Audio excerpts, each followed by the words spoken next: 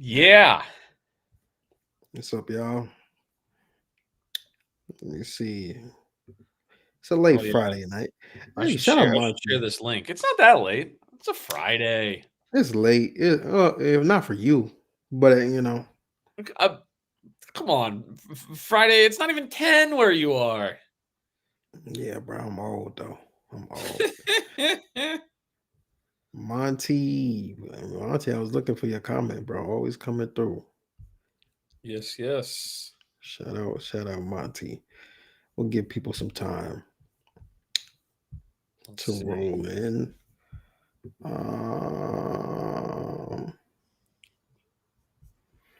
for those who are here as of now, I'm gonna keep on directing y'all. We have a call. Y'all asked for this. Y'all asked for the hotline. We have a hotline. Now call in. You see the link? It's on the screen. It's on my Twitter. We got a call already. We're gonna play it later. So this is your opportunity. Voice your opinion. You can say whatever you want.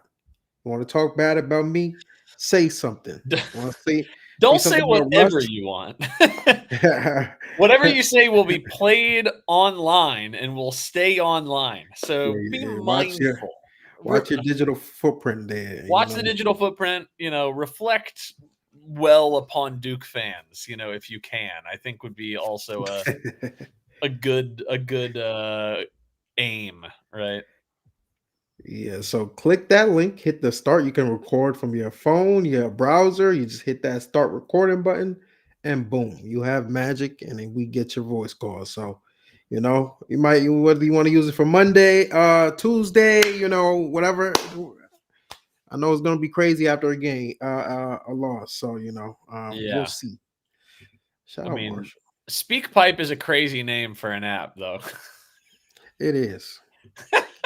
But it was free, free, accessible. I set up in 5 minutes. I was like, I was literally typing before the game ends. How can I get a voicemail in 5 minutes? SpeakPipe sounds like one of those adult film podcasts. You know what I Oh Lord, oh Lord, mean? Tell me oh I'm wrong. Tell me I'm wrong. no, I This ain't. I'm episode not is commenting sponsored on by that. SpeakPipe. SpeakPipe.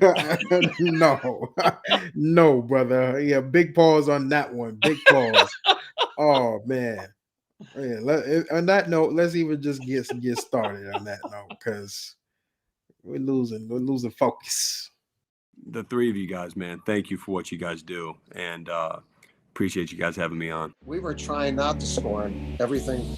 We hit about 33s or something. Yeah, I mean, we kind of felt that. We kind of feed off that energy. This place is amazing. Like I really love Duke, and I love the atmosphere I'm in here. Mark Williams, beast mode. Paolo, first half, he had the cramping stuff. Fair enough. Beast mode.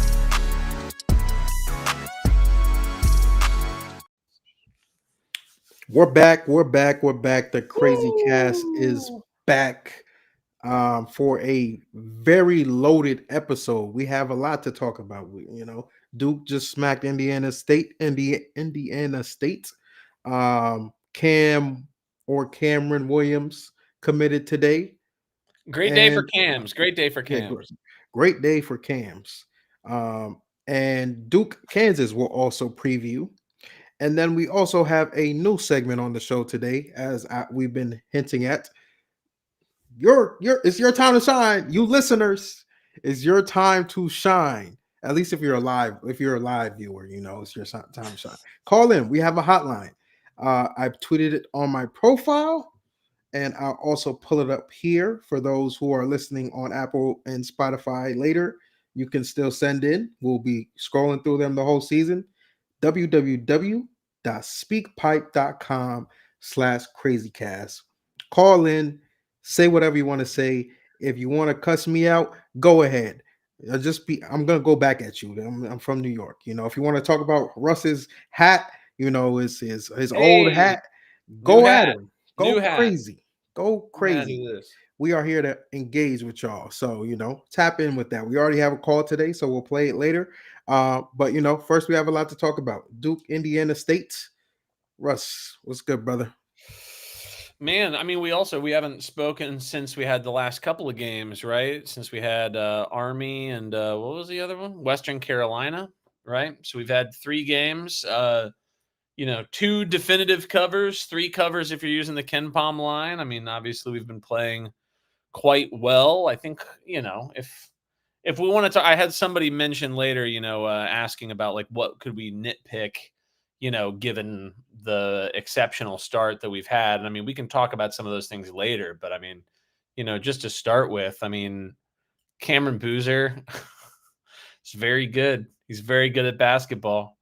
I mean, look at that line. 35, 12, 5, 3 steals, 3 blocks, 1 turnover.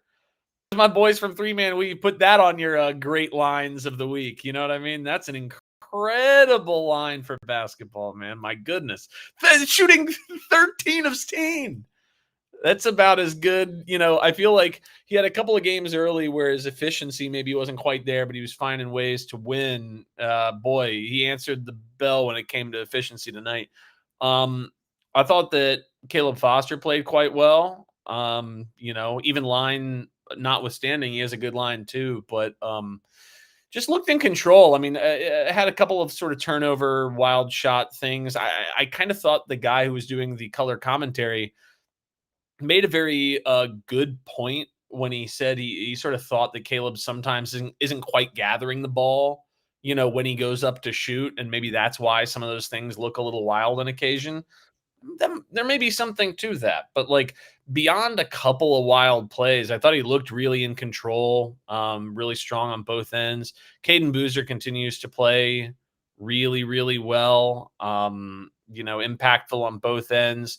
Dame Sar, great. Nick Hamania, phenomenal line. I mean, 9.65. I mean, that's exactly what you want from a player like that. Malik and Pat did good work inside. I mean, just so many things that are positive in the last, 3 games from everybody who is playing on this team, including the guys who are in the garbage time, right? Like even those lineups have been playing quite well in the last, 3 games. So, Darren Harris. Yeah, what complaints could I have? I mean, like we're playing exceptional basketball. Yeah, I mean, not much to nitpick here tonight. I mean, you hit on the head. Cam Boozer and Marshall said it in the comments as well. Like, I don't think his misses were really misses. It felt like there were just opportunities to get more rebounds, missing at the rim. Yeah. Stat pad a little bit. The old Ricky Davis, right?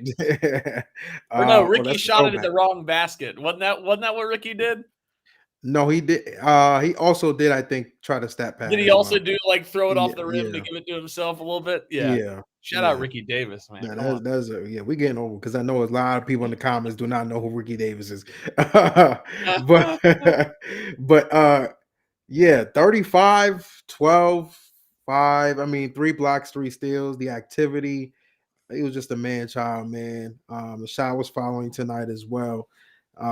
Just a little reminder because I think people have been a little down on Cam, I think, over the first week. Just some overreactions, of course, but people saying I've seen it in people in text groups with people who are very into college basketball, into the basketball scene, tell me that all of a sudden that Cam is tier 2 and AJ is tier 1 and Darren is tier 1. So I think he put a little reminder out there for people tonight of who he is, and I think he's gonna do the same thing on Tuesday when the lights are brightest.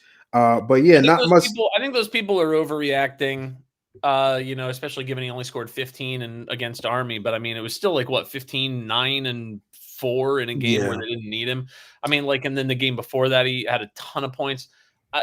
Look, I think that the thing that Cam is going to have to fight against as it pertains to public perception of him versus like Darren and AJ is like, for lack of a better term, his game is less quote unquote sexy, right? Yeah. It's like, it's not, always going to break a guy down off the bounce and then have the most athletic dunk you've ever seen, right? He's not that guy. He's just merely an exceptional basketball player, an efficiency machine at all aspects of the game, and a winner. Like That's not like Cooper Flag every single game had a play where you were kind of holding your head and going, "Oh my God, that's incredible." And same with like Zion, right? Like there were Yeah. guys, even Marvin Bagley, you were sitting there going like, "Oh my God, this guy is from another planet," right? Mhm. Cameron is not that guy for worse and for better. I mean, he's also Yeah. just exceptionally consistent, exceptionally hardworking. Um, yeah, I think that the people who know ball are not going to be low on what he brings to the table, at least from a college perspective. As it pertains to NBA draft conversation, that's for another day. That's for a Yeah. larger sample. But like, insofar as his efficiency as a winner for college basketball, he's going to be at the top of the heap. Yeah, for sure. And I think back to, I guess, the recap of the game. I think one thing that has kind of been standing out to me just with this team is the amount of weapons. That I think we have, and I know it's very early. It's very early, obviously. But I think like I go back to our preseason show of kind of predicting each stat line, and I'm already like erasing like I did say I think there are going to be at least like 6-7 guys who are going to be over the six threshold of Six, points. seven. I hear you. Oh wow, that was not on purpose. That was not on Caden purpose. Boozer over here. All right. That was not on purpose. But I like the depth of this team is real. Like there's just so many guys to the point where a guy like Isaiah. I know we were talking about it a little bit before the show. I don't think Isaiah was bad tonight. I think there were just better lineups tonight. And I think other people just had the hot hand as well. And defensively, there were better lineups as well. And I think there are going to be a lot of games like that where, Isaiah may go for 20, 25 one game. He may go for 7, 8 the next game because somebody else has the hot end. And I think, I think that's great for this team. And I think I think I undershot their depth a little bit just in how many people can have a high impact game. I mean, it's why I took so many overs on like points per game on that episode because the offense is going to be so explosive, especially at this pace that we're playing with. I mean, Slim tonight felt like he was just going for the big play a lot. That's why he got pulled at least once, right? It was just Yeah, the just lob. pushing it a little bit. The bounce pass that I think is the right bounce pass to make there, he just couldn't deliver on it. He had a couple of shots that maybe were a little ill advised, but. My favorite thing that Slim did was when white dude from the other team airballed that 3 and Slim was guarding him. Slim slapped him on the butt before running back down the court. Did you see this? I thought that was No, I hilarious. didn't see it. That's some like He's a troll. that's a troll. That's a troll, dude. I love that. That's amazing. Yeah, I mean, look, not his night from a shooting perspective. Sort of across the board, there were just better lineups, but Slim is still the guy that like you're not gonna turn his green light red. You're just not going Right. to. I mean, like No. that's not why he's there. So Mhm. I still love what he brings to the table, even if tonight just wasn't his night in terms of being other guys' nights more. Yeah, and I think that's no knock on him. I think that just speaks to more volumes about this team. But I do, in terms of like, since we're already talking about rotations, I know you wanted to talk about lineup. I did want to also, mention that we did see a lot of Pat and Malik lineups tonight, which I'm not surprised. I think coming into the season, I thought Shai was always going to do that because, he has to get Malik on the floor in some way. And I don't think it's going to be at the expense of both Pat and Cam. So he's going to find his way to, use him where he can. We saw a pretty give and go from the both of them. Actually, from a passing big to big, they've actually been putting on the show Yeah. past couple games. These are definitely two of the best passing bigs in the country. So, I'm definitely interested to see how that works. But I'll let you get your point off with the starting lineup. Yeah, I mean, in regards to the Pat and Malik lineups, before we move on, I mean, like Indiana State's just so small. I mean, like I think there are going to be teams in which we just cannot do that because the spacing won't be there. Like, Pat and Malik are a combined, 1 for 13 from 3 this year, something like that. I mean, like they're just not shooting threes. Right. which is fine. We don't need them to in the majority of these matchups, but there will be games where we're going to face teams with comparable size to us. And when that happens, I just don't know how many minutes we're going to get out of the two of them, combined on the floor at the same time. The thing that I think is really interesting right now, and again, it's a very young season. We're only 4 games in. When you look at our lineups from sort of a net rating perspective, meaning, how strong our offensive rating is versus what our defensive rating is. One of our weaker lineups so far in the season has been our starting lineup, and we saw that again tonight, to some extent at the beginning of the game. Maybe this small sample size is just skewed by the fact that I feel like we haven't been starting especially well. We've sort of, before the under 16, kind of been coming out of the gate a little cold, maybe taking it a little for granted. I mean, so maybe that's skewing the numbers on that starting 5. But I think that's an interesting thing to watch going forward, just because we have so much in terms of depth of talent. What that means. I mean, I'm not sure that I know what it means. I'm not sure what change I would make necessarily. But if it continues where our starting 5 is maybe not as strong as lineups where Malik is in instead of Pat, or when Hamania is in instead of Dame or Slim or whatever, given whatever matchup it is, or when Caden Boozer is in, whether it's for Foster, whether it's for Sar, whether it's, whatever it is. I think that's going to be a really interesting thing going forward to see. And I kind of wonder if John will at some point decide to tinker maybe a little bit. Maybe he won't. If we're still just blowing out these teams, then then we just rock with it anyway. But those first 4 minutes have seemed a little slow, and the lineups, the analytics reflect that. Again, if I'm super duper nitpicking, given that we've done an incredible job so far this season, as have all 5 starters. But I don't know. I think that's an interesting thing to monitor going forward, how that lineup continues to play.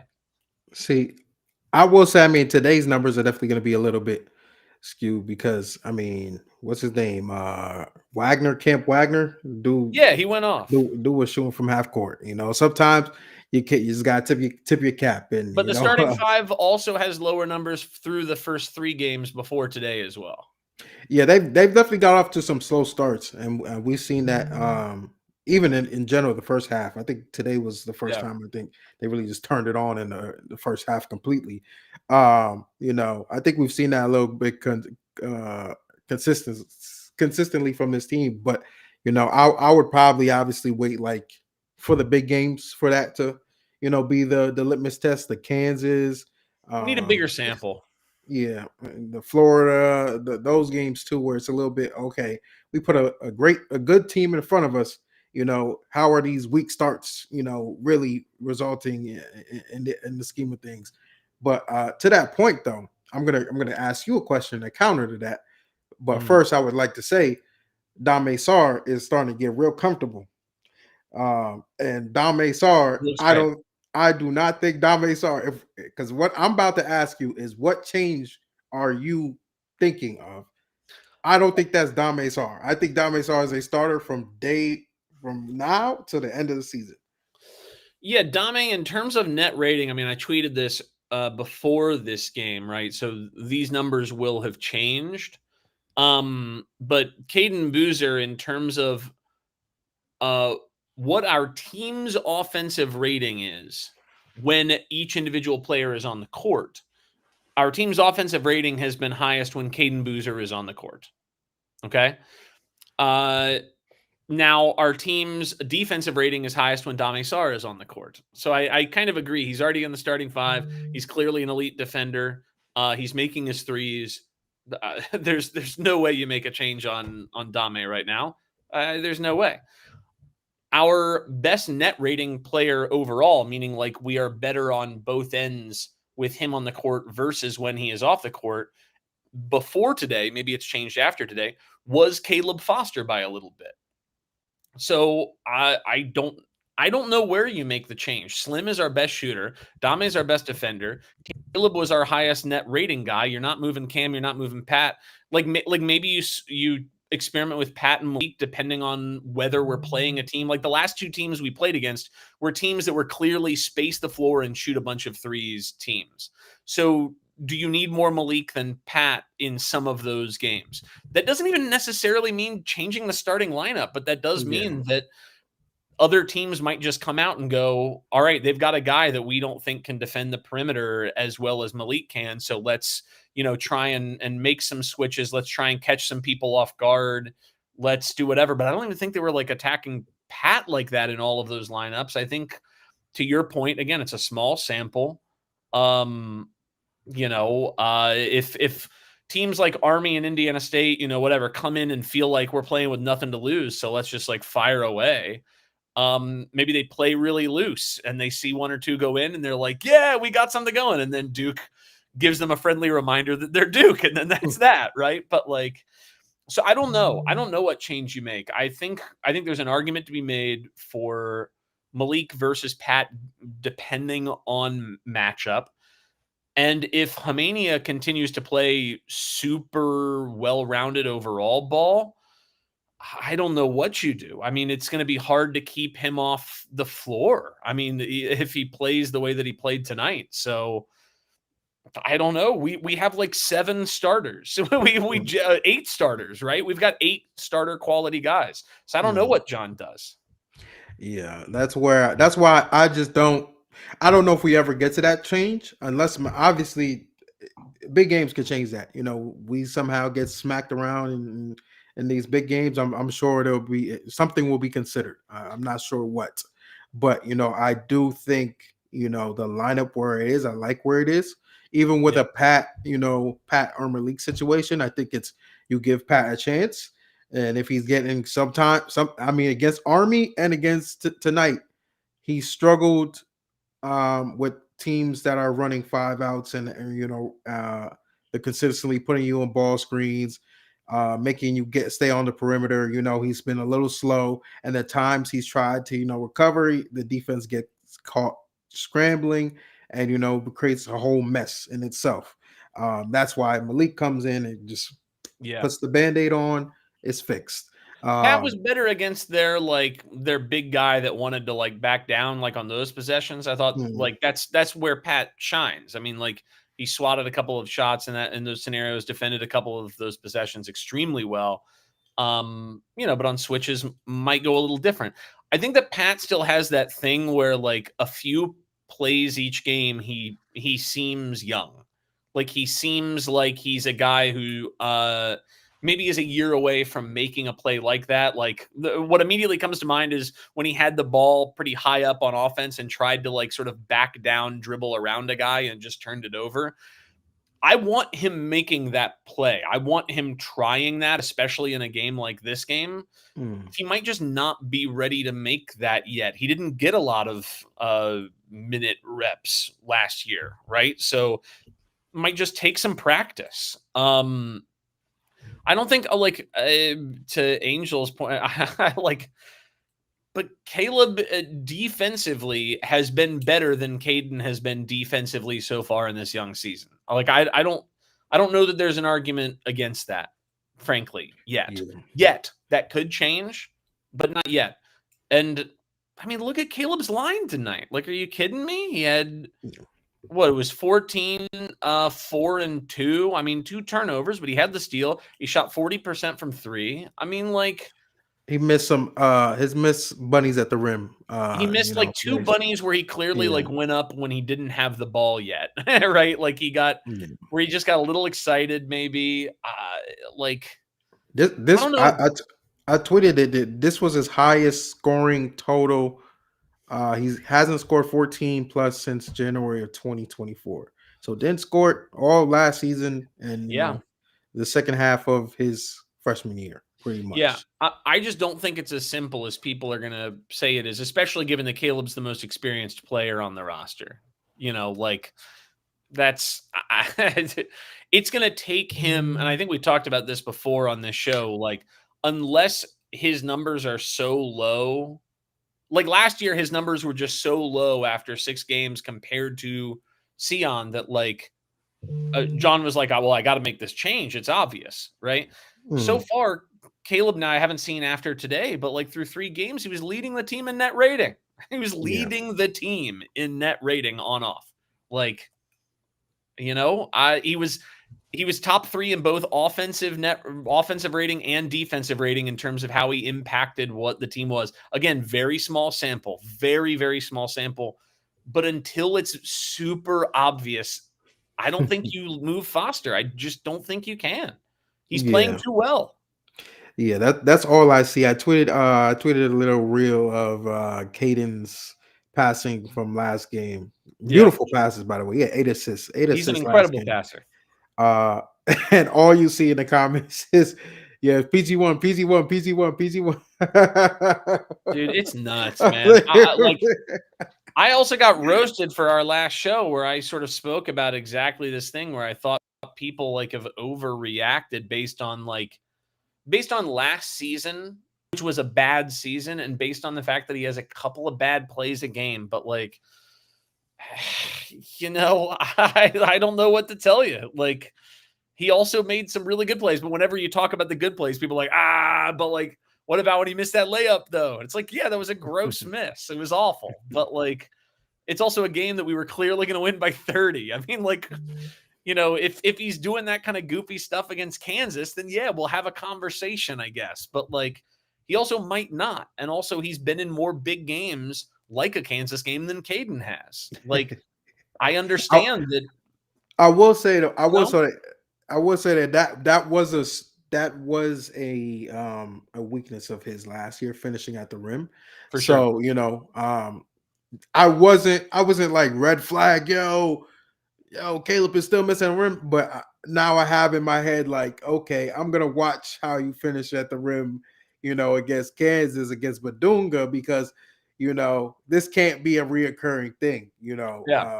There he has made that to be nice floater tonight. He had a nice floater. It looked smooth. But he definitely looks. I would say he looks way more confident.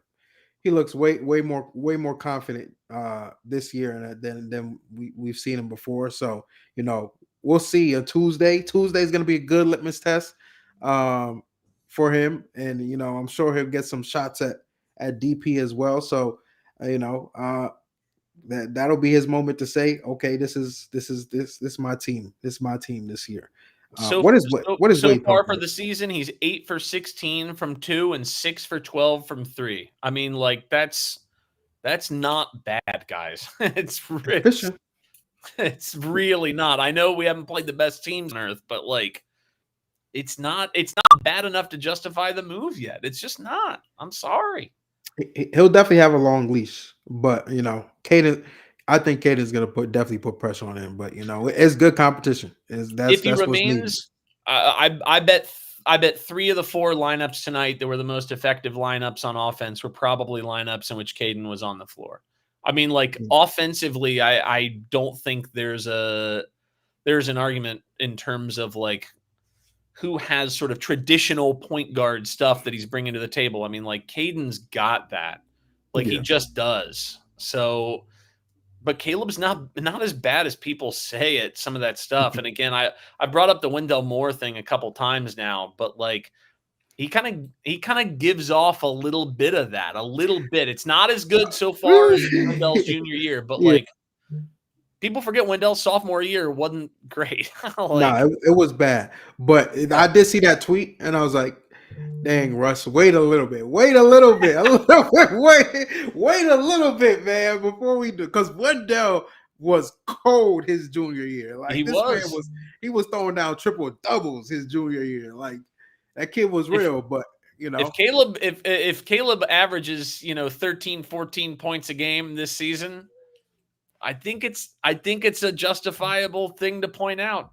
I mean, I don't know. He's not averaging 13, 14 points per game. That's crazy, bro. Do you think double figures is possible?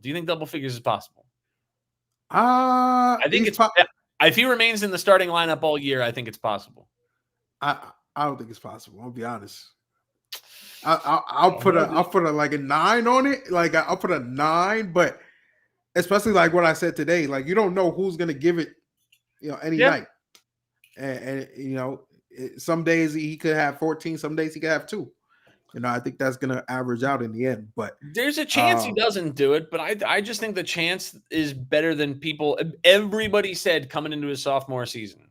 Everybody Yeah. said that he was pegged for a double-digit scoring type role. Like everybody did. So like, I don't know, man. People's memories are not terribly long. Is all I'm saying. Yeah, but I'm besides, getting roasted. Right? I guarantee I'm getting roasted right now. nah, it's only Wade says stop criticizing the fan base. Oh, so again. Oh god. I bet that's a guy who has seen a couple of things come my way, and I bet that's ironic. Yo, wait, call in, bro. That's an ironic comment. That's an ironic comment. Send a voice. I'll peg it one more time. Send a voice message to the Crazy Cast. Use this link. Speak pipe. If you have something you want to say, I want you to elaborate on it. But he said it was a joke, Russ. That's what I'm saying. I knew it was a joke. He said it was a joke. But yeah, if y'all have comments, expand on it. We're here for that.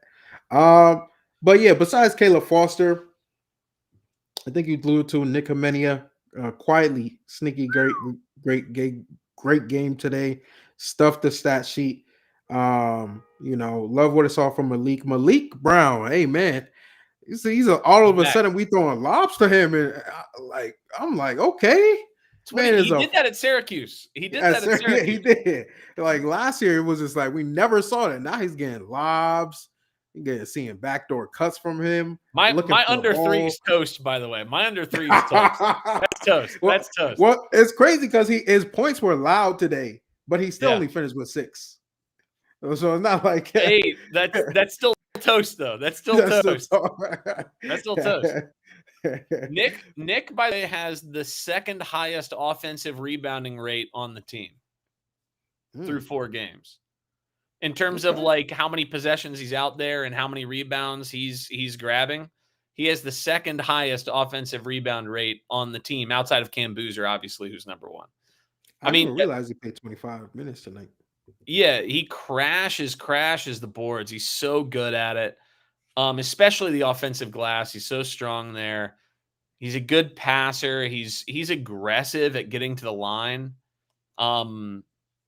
What's his rate in terms of fouls drawn? It's got to be pretty high. I guess it's not as high as I thought it was, but it feels high when he's out there. I bet if it included the exhibitions, it'd be higher because he was really aggressive in those. Yeah, I'm just really impressed with him. I don't know that he's like necessarily a one and done type guy or whatever, but like he's the sort of guy that if there's a year 2 Nick Hamania, like he's like plug him in right away to preseason all ACC type stuff. He's got well-rounded game like all over him. I'm really impressed. Like right now I see him as a perfect glue guy. Like this is the type of guy you kind of need to win a championship, kind of like I was saying in the preseason or maybe exhibition shows. I likened him to Grayson, not more so of their makeup, but just like their impact and the type of role they might play. Some days he may have 2 points, but he may have 5 rebounds, 2 steals. Three of them are offensive rebounds. Diving on the floor. Like he's gonna do whatever we want for whatever we need to win, and I think that's the perfect player right now. I don't see the one and done though. He's not the shooter that Khan is, but like I kind of think that the impact that like how Khan didn't just impact the game on shooting, he impacted the game in terms of grabbing rebounds and passing and doing a lot of stuff, diving on the floor. Nick has all of that stuff. Like he's just not quite the shooter. He's shooting 36% from 3, which frankly 4 games in might be higher than Khan was 4 games in, but like he just impacts the game in so many ways. I'm really excited to see how he continues. Any of the criticisms I would have about Nick's game so far in this young season would be stuff you'd attribute to freshmen, right? Sometimes he forces the issue a little, turns it over a little, little loose on that side. Most freshmen have that. And then the defense isn't always consistent. Again, total freshman thing that's standard with everybody. He has like future elite defender written all over him. I'm pretty excited. Pat's going to foul out in a big game. We're undersized in the front court against a large team. Probably. But we've still got Malik Brown. We still got Cameron Boozer at the 5 if we have to go there. I mean, like, I don't, Pat's just like, he's just playing a little young still at times. On individual plays, he plays a little young, but the potential is so obvious. I mean, like, that pass was dirty. The 2 blocks in 1 possession was dirty. I mean, the guy's just got like he's a killer, man. It's only a matter of time. It's only a matter of time, Yeah. and that's how I feel about a lot of these guys. Like any of the flaws we could sit here and talk about. It's only a matter of time. They'll figure it out. Yeah, and I did like at least with Pat today, even though I mean, what do you have? 4 fouls. I don't know. You'd have to Yeah, scroll it's to your yeah. Oh no, he had 2 fouls today. Yeah, he only had 2. It's just I was Malik confused. was more effective. Malik had 4, I think, but like Malik was just Okay. more effective defensively. So Yeah, like he just saw a little bit more. Yeah, but even with Pat, I think he's starting to learn how to guard. We're using his verticality. I mean, the kid has like a 7'4" wingspan. It's time to just put your hands up. You don't have to go for every block. There will be times to go for blocks, and he did end up with 4 blocks today. But I think by conference play, he's good when he's fully like he has 15 games under him. I think he's gonna master the art of playing without fouling. I think it just takes time. I mean, this kid was not getting consistent minutes last year, so he's got to be careful on the outside. That's where I see it the most. Yeah. When he's setting screens, when he's trying to get the same sort of deflections on the outside that Malik does, which Malik is just he's a prodigy at that. Like not everybody can do that, right? Like he just has to cut those down. I think if he cuts those down, again, we'll see what happens when he's playing against some of the best big men in the country, which he just hasn't had to face yet. But I don't know. But even if he gets 5 fouls in a game, we've got Malik Brown, we've got Cam Boozer, we've I'm not overly worried about it at this point. Like I'm just not. Yeah. What was this? Was something I wanted to do? I missed a comment. Whatever. I will address this, the levitator. We will vet each voicemail. We will for those listening on audio and Spotify, the levitator says probably need to give it a chance, but begging y'all to reconsider voicemails. I listen to you guys to hear measured analysis, not to hear some idiot's word vomit or reaction. Well, levitator, I've got good news for you. If people call in with word vomit overreactions, then I'm going to say this is stupid. And then that'll be that. And then we'll move on, And we will vet them. We do listen to them before we play them. So, it's not, we're not going to play anything wild. That's just, saying John Shire needs to go. I'm not gonna beat the criticize the fan base allegations when they play these voicemails. Like I'm gonna. You won't be spared, man. You won't be spared. Be careful when you call in. You won't be spared. Oh man, but we will get to that later. We got a lot of stuff to talk about before we get to Cam Williams. Let's get to Kansas Champions Classic coming up. They might be in the building. We'll see. Hopefully, someone come through with tickets. Hey, if you're listening and you got plugged for tickets, let me know. Because I'm not trying to pay all that. I'm not paying for 2 games. I don't want to see Kentucky. Sure. But yeah, big game coming up. A little test for them. Although I think we're kind of seeing with all our matchups. Some of them are being watered down because they're losing. Florida already lost. Kansas already lost. Michigan State is Michigan State. Well, Arkansas lose already? Arkansas did lose. They lost to Michigan State. Arkansas. Yeah, I mean, at least Kansas lost to a team that we're going to play twice, so that doesn't really matter. Florida lost to what I think is going to be one of the better teams in the country, right? Who'd they lose to? I don't even remember. Arizona. Yeah, I mean that's a top 10 loss. I mean, like that's whatever. I mean, now they struggled a little against FSU the other night, and I thought Who, that was interesting. Florida? Oh yeah, they Yeah, did. They did. they kind of got away. I mean, like they just barely got out of it. I don't know if that says more about FSU and maybe like the new coach has got some stuff figured out. Shout out to my guy Robert McRae from Jacksonville, the Dolphins.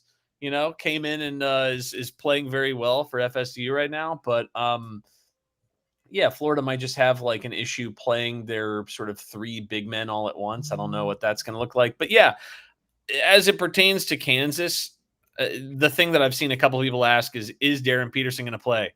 Yes. I can't imagine he won't.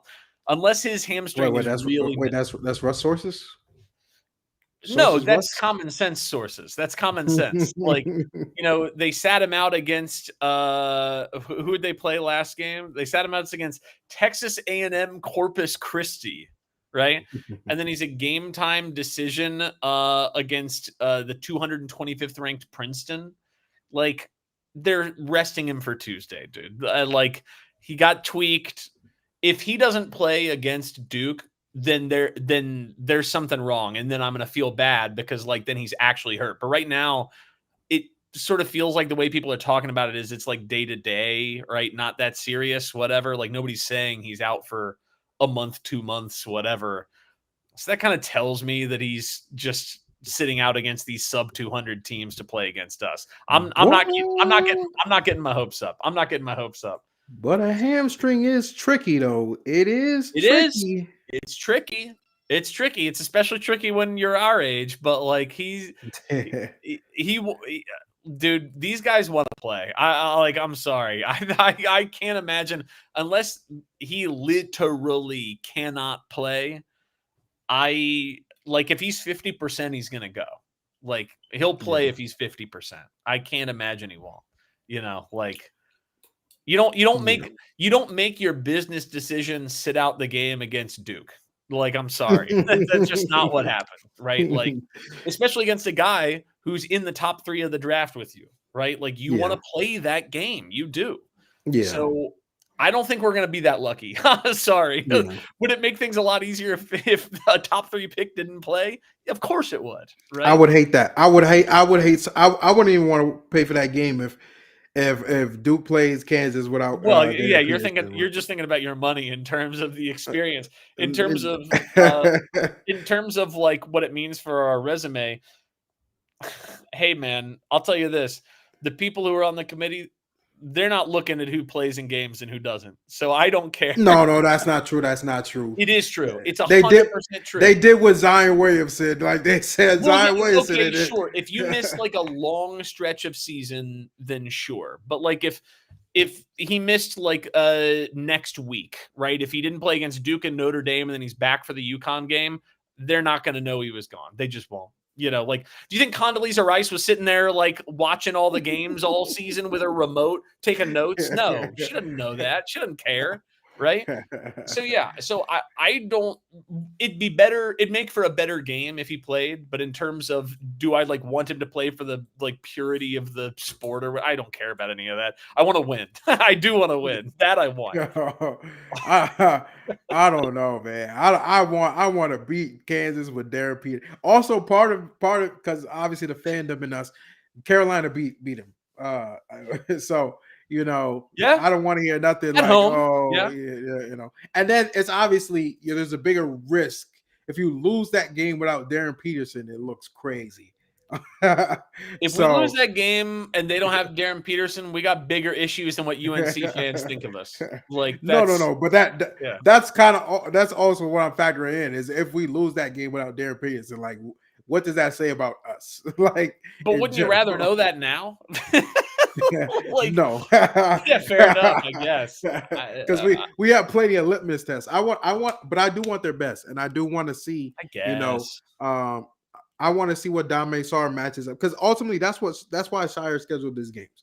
he scheduled these games to stack the resume and to prep these guys for conference play, for March. So, what's it like when we face an pretty much arguably the best player on the court? He's going to be arguably the best player on the court. Obviously it's a toss up between him and Cam, but you have a high level player. The same thing you might see in March. You might see whether it's a mid-major random school or big school. There's always that one guy that can win you one game in March. So I want to see what that's. I want them to feel what that's like.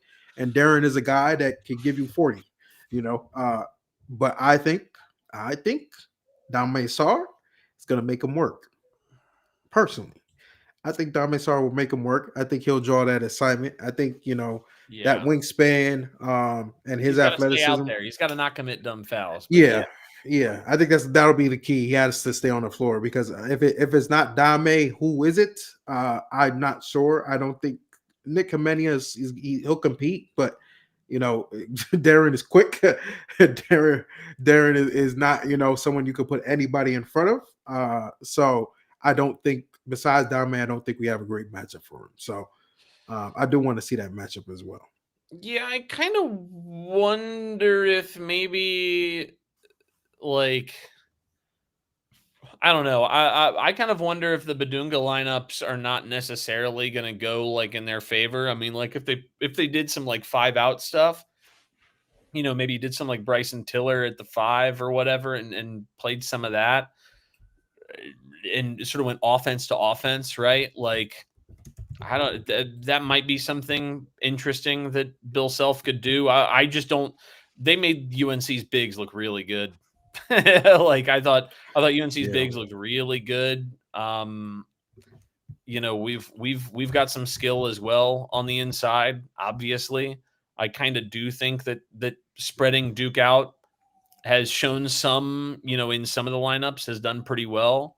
With inferior talent, right? So if you've got a lot of talent, they've got a lot of shooters on this team, guys who at least so far this season have shot the ball well.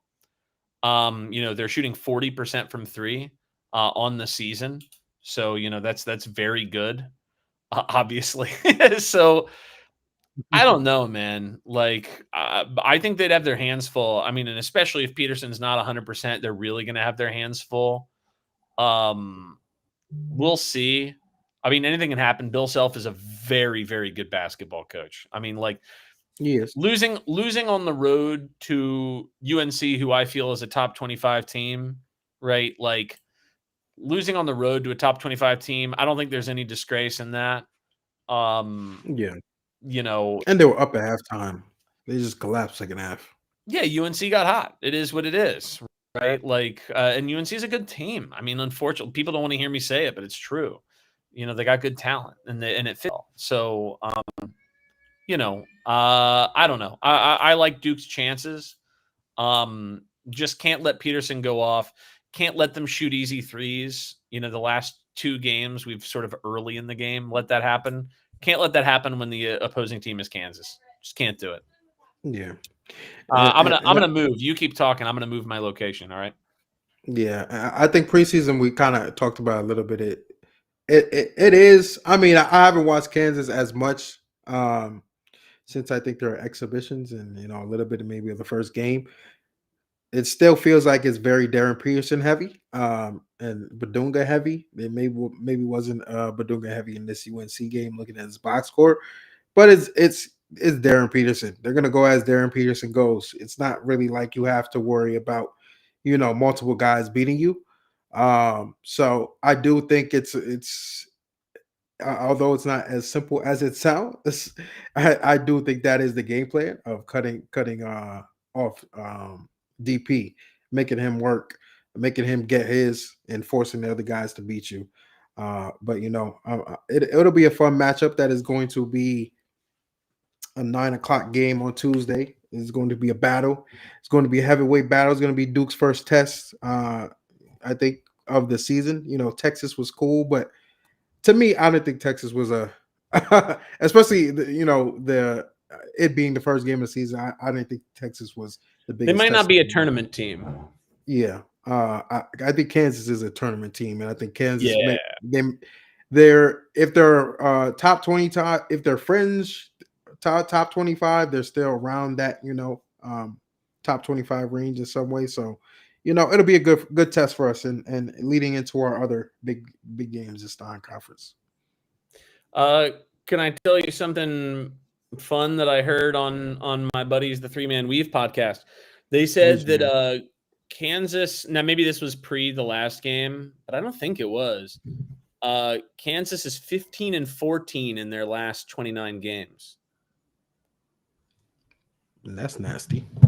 Yeah. Now, again, the Big 12 is very good. They've played a ton of incredibly good teams. But, and they've also won some big games in that. But, like, they haven't won a big game away from home since, like, unfortunately, since last year's game against Duke. Beating us. Yeah, since beating us. Right. Freaking Hunter Dickinson, bruh. So I don't know. We'll see, but I think Duke's got the talent advantage this year. By far. By far. I mean, they did last year too, but like at least last year's team for Kansas had like good experience under their belt. And this year's team like less so, really. I don't know. I like Duke in the matchup. We can't horse around with the 3-point shot. And obviously you can't let Darren Peterson just like do literally whatever he wants. Yeah.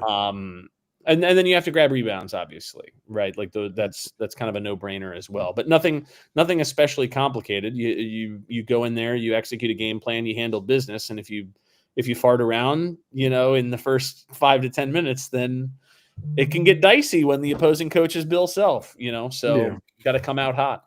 I am very interested in seeing how Shire, what he draws up for Darren Peterson, because I will say, even watching their defense tonight, man, the defense potential of this team is crazy. And I'm not gonna say it this early because obviously it's very reactive, and we still need to play real teams and high-powered offenses.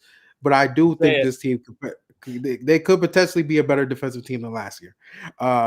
So yeah. Let's start off hot. I don't know that I agree, but it can be another very good defensive. I think it can be a top 10 defense for sure. Like it's got the tools there. It just depends on how Caden and Caleb continue through into the big games, how Slim defends in the big games. Can Pat stay on the floor? I think there's a lot of circumstances for any minutes where Darren Harris is out there. Can he give us positive defensive minutes? Those are things that we'll have to just sort of keep tabs on over the course of the season. Because I will say, for the most part, I think we're way more in the passing lanes than we were last season. I think last season we were a great defensive team and you're gonna look up the numbers for that. Last year kind of felt we were a great defensive team because we held our own, until the end of the shot clock. This year it feels like we're actually creating more possessions for us. And, we're having more, transition runouts. The amount of times we've seen Dame Sarr wide open on a fast break, I don't remember having that last year as much. I think it was just more so we got blocks and, we defended well for 30 seconds. We're both drawing more turnovers this year, or at least a higher rate of turnovers, and we're definitely playing incredibly quickly on offense. We are a top 10 offense in terms of pace so far this season. Again, part of that is the opponents we've played, but I mean, if we played that fast all year, that'd be pretty cool. I mean, I think that'd be pretty cool. Our assist rate's incredibly high. Like I said before the season, I thought this team sort of screamed to me higher offensive ceiling than defensive ceiling. I kind of thought that this team had a huge offensive upside, especially given what we could potentially do on the offensive glass and how that would continue to, and then obviously the degree to which we've been shooting threes. We'll see. We'll see going forward. Yeah, Drew brings up a good point. Bill Self's had the number a little bit, but they've been close games. Grayson Allen I don't know. should have let Baggy take the shot, bro. Yeah, we could say that about a couple of different late game plays, over the years. The Frank Mason. Frank Mason hit a game winner on us too. Yo, they've been close. They've all been close games, which again is why I like that we've got Cameron Boozer on our team, who has been a tremendous winner, at all levels. I feel good about our chances. This is also, frankly, this is going to suck if we lose, and I've said this, but I do think this is, in terms of outside of Peterson, this is probably one of the least talented Kansas teams they've had in a while. That doesn't mean they can't win the game. They obviously can win, but this is not one of those teams. There's no Frank Mason in terms of the experience. You've got the sheer talent level of Darren Peterson, and then outside of that, Badunga? not on offense, man. Not on offense. He's good for putbacks and things, sure, but Darren Peterson is their best player since Wiggins and Embiid, but everyone else is just would probably rank in the past 100 tier in comparison to everybody else. And he's definitely their most talented. Is he gonna have didn't Frank Mason win National Player of the Year? I mean, do I think Darren Peterson has a good shot at first team All-American? Sure. Do I think he is even a top 3 candidate for National Player of the Year? No, probably not. I don't think he's gonna win enough for that. Yeah. I mean, and I also, frankly, I'm not sure that is he going to put up gaudier stats in big games than JT Toppin and Braden Smith and Cam Boozer? I mean, he's going to have some big games though, Russ. He'll have a couple 30 plus. Of course. I think that Braden Smith and JT Toppin and Cam Boozer, I mean, again, I'm stealing from my boys at 3-Man Weave a little bit, but they said on their most recent show, they're those 3 guys seem like a tier above when it comes to National Player of the Year contenders. And then, there's another tier after that. And I'm kind of inclined to agree with that assertion. And maybe that's part of that is just Kansas's supporting cast, certainly. Darren Peterson's a top 3 NBA draft pick for sure. Probably a top 2 pick for sure, in my estimation. But I think there's a big difference between that and National Player of the Year level play on a night in, night out basis. And will he do that? Maybe he could. Maybe he will. He could, but will he? I'm not sure. We'll find out. Yeah, we'll find out Tuesday. Maybe we'll find out. We'll see. Knock on wood. I hope you just didn't give it. And now he drops 37 against us. And dude, what sucks is if he drops 37 against us, they'll be and he did it on half a hamstring, and it's get out of here. Oh man, that is going to be the discourse. I hope Duke fans, y'all are ready for the discourse on Tuesday, because the Cam Boozer, Darren Peterson discourse is going to be very ugly. They're going to play the hamstring card anyway, so why not just not have him play? That ship has sailed, man. That ship has sailed. Oh man, no, that's not going to be. Oh my goodness. Shall we talk Cam Williams? Let's talk Cam Williams. Hold on, before we go to Cam Williams, let's just knock out the caller. Give us a quick one. Let's get a call. This caller is Bennett Dean. Let's see what he has to say. Hold on. Need some intro music to our call segment. This is Bennett Dean. The fact that people aren't talking about Cameron Boozer as the best freshman in the country is utterly ridiculous. He's a stat-stuffing machine. Duke's one of the best teams in the country, and the fact that people still don't think he is insane. 35-12, 5-3 and 3 tonight is genuinely ridiculous. I don't care that we were playing Indiana State. That's still one of the all-time great Duke freshman performances. Can I take this one, Zion? Go ahead. Brother Dean. Brother Dean. Log off. Because here's why, man. I have no doubt that people online are talking like that, right? Like that people who aren't like serious ball speakers and writers and knowers. I have no doubt that people are saying that. But like Cam Boozer is number one on Ken Palm's National Player of the Year rankings right now. Number one out of not just freshmen, out of everybody, right? Now, will JT Toppin, when he's played more, will JT Toppin go up there? Maybe, right? Like potentially. But like he's pretty clearly the highest on Ken Palm. Three-man weave just, again, what I just said, he's very clearly the highest National Player of the Year candidate in terms of like serious gamblers and prop bettors, right? Like I don't have the Vegas numbers in front of me. Maybe Vegas disagrees with that, but like if you told me that Vegas had Cam Boozer at the top of that pile for National Player of the Year in terms of the freshman odds, I wouldn't be surprised. So yeah, I wouldn't concern yourself with what goofballs online say.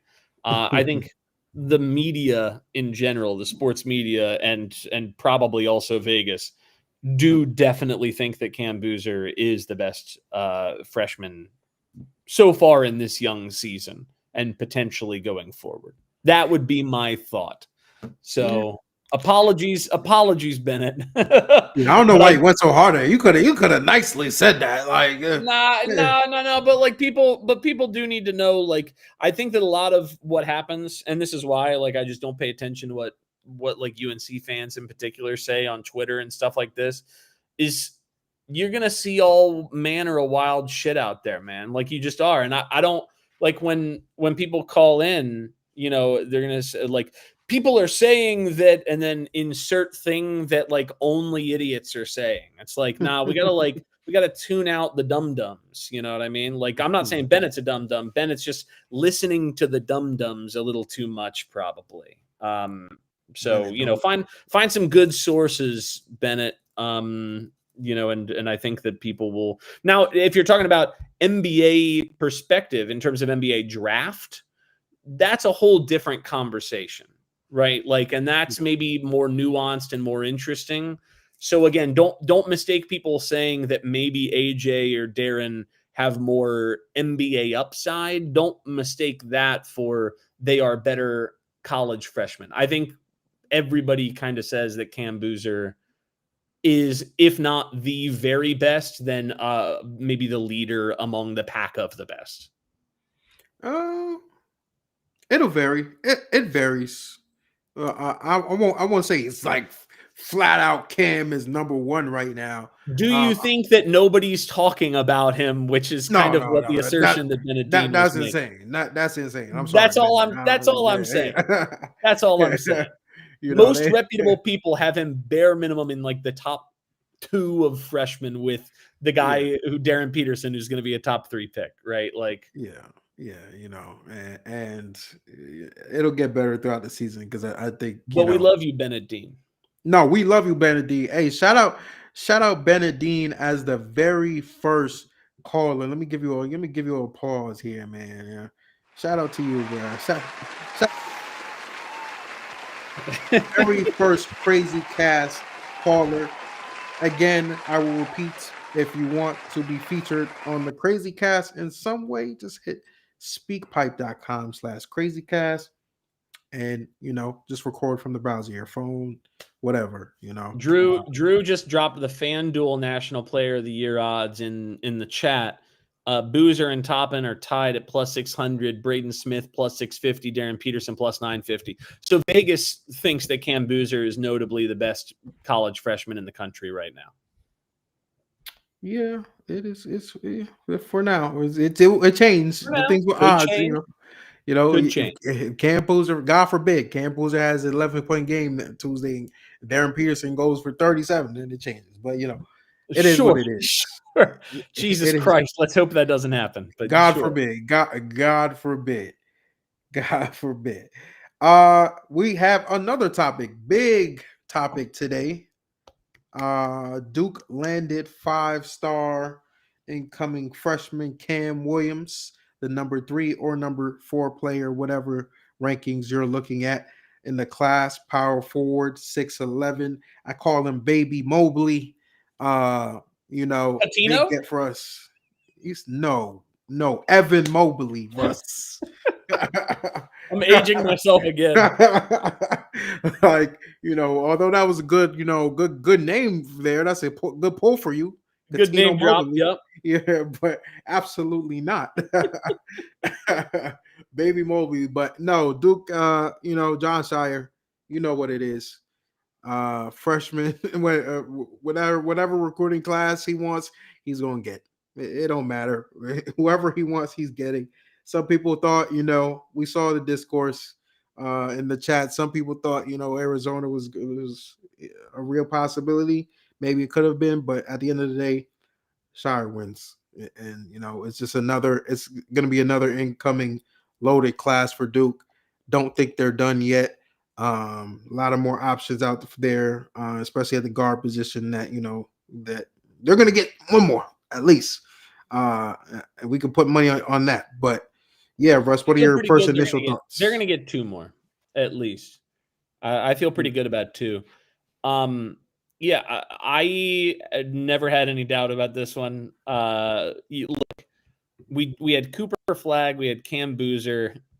Like, why would anybody who's in that sort of power forward ish, you know, dynamic? I know that Cooper's like kind of more, you know, all over the court positionally than that, but like he's the size of a power. He could play the 4, right, if need be. Anybody that's that size, like, especially with Cam Boozer being a one and done, we had very, very obvious opening for that. That seemed like such a no-brainer commit, and it was very clear that he was a top priority for the staff. Very clear. Why am I getting Inception on my face here? Oh, I don't even know why. Let me get that off the screen. It's like the echo of everything I'm saying. Yeah. So between Cam and then Bryson Howard, you know, and then Meyer, and you know, Meyer, depending on it's, you know, how much is he going to play next year depends on a lot of factors, but we'll definitely go after a guard, at least one guard, depending again on how our guards do over the course of the season. I wouldn't be surprised if we go after another freshman big man. You know, see what happens again, depending on whether we think, you know, Pat will be back or not. You know, anything could happen. We'll find out depending on what Meyer's aspirations are for immediate minutes versus, you know, being a multi-year player. Just a lot of things up in the air. But Cam was the very no-brainer. Play right away, easy path to minutes, elite prospect, one and done prospect. That seemed like a no-brainer to me. So I'm very, very happy that he's on board.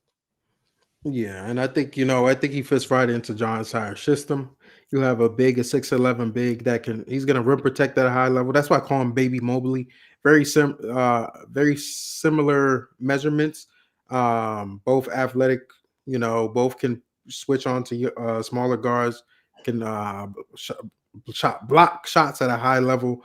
And I think he has the versatility. He's getting there offensively to have the versatility, you know, to stretch the floor, and you know, add different dynamics to the offense beyond being like a lob threat. So, you know, I think he's gonna fit right into John Sire's system. Right now, they're building a freak defensive team next year with Bryson Howard and him, because Bryson Howard is an elite defender himself. So, you know, I think where John Shire is really building his MO as a defensive coach, and now he's gonna have 2 freaks coming in. Depending on And look who else they're going after on the guard side, right? You know, Rippy and Smitty. I mean, both of them are phenomenal defensive prospects. I mean, Keita on the big man side, very clear big man defense, you know, stalwart. So, yeah, I mean, for sure. I think a lot will then just depend on how many guys we get back. I mean, it could be maybe as few as 3. It could be as many as 5 or whatever, right? Like, I don't know. I'd have to sit and look at the roster, but a lot of things could happen over the course of the year. And as we saw last year, being a late first rounder does not mean that a guy will go. Also, as we've seen the last couple of years, just because a guy is not a late first rounder and is a later and is a second rounder, also doesn't mean that he will come back, right? A lot of things to consider, and a lot of personalities, a lot of options for players and whatever they want to do. But I know that the team is, sort of tracking all that, and more than anything, they're going after their guys. So we've got the big important piece. I think Cam Williams was a very, very important piece. If we lose one of the guards, Rippey or Smith Jr., at least we'd have one. And, presumably we'll bring back a guard, I would think. At least one. So I don't know. Time will tell. But cornerstone piece for this next class for sure. Yeah, as we said, John Shire gets whatever he wants. Stop trying. Sorry, Coach Cal.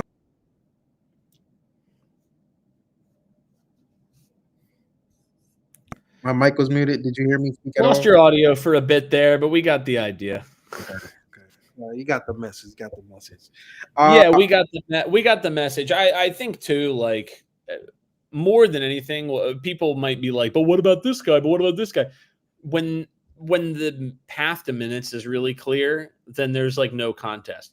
When the path to minutes is less clear, there will always be discussion of, well, is this the type of dude that wants to come to Duke and compete against XYZ? Or is this the dude who wants to go to a school that maybe isn't Duke, but then they play more minutes? Right. And there's a lot of conversation to be had about that. That'll depend from kid to kid, right? But when the path is clear, the way that Cam Williams' path to minutes was exceptionally clear, I mean, like, it's kind of a no-brainer in my opinion.